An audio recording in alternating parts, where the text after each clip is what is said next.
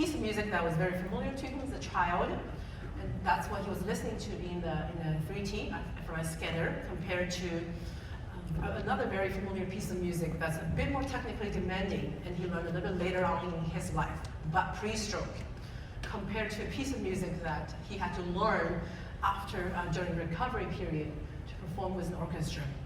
So I hope we are able to see that it's much more globally demanding for his brain to engage in, even in the listening of Rachmaninoff Concerto No. 1, which he had to learn to perform. So in neurological recovery, music therapy has been there a lot longer than, I'll say, music medicine has been in surgical cohorts. And that's why we try to conduct many studies in a very scientifically rigorous way in surgical and in cancer cohorts.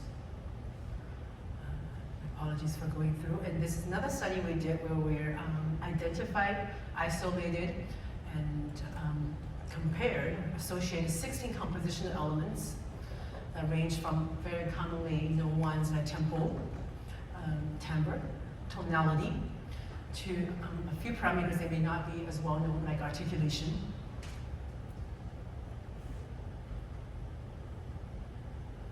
We also associated these variables with demographic, for example, age, level of education. Other aspects of the music medicine research we do is looking at provider performance and provider wellness as well, because there's quite a wealth of literature already on how music impacts provider wellness and surgeon performance in the OR, and also how your team, your nurses, your anesthesiologists, how everybody cooperates. So music has a way of harmonizing or compromising the dynamics of teamwork.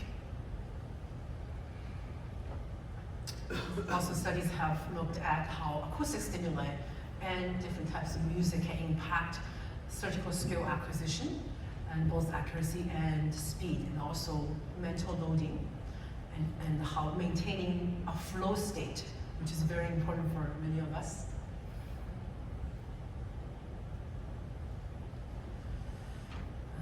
This was a publication. We looked at parallels between two fields, musicians and providers,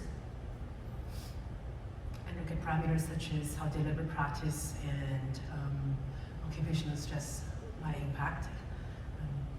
And here's another study we looked at prescribed music intervention in providers, and we found significant, this is the last slide, significant changes in functional connectivity between critical brain regions that are associated with affective empathy and also sensory regulation.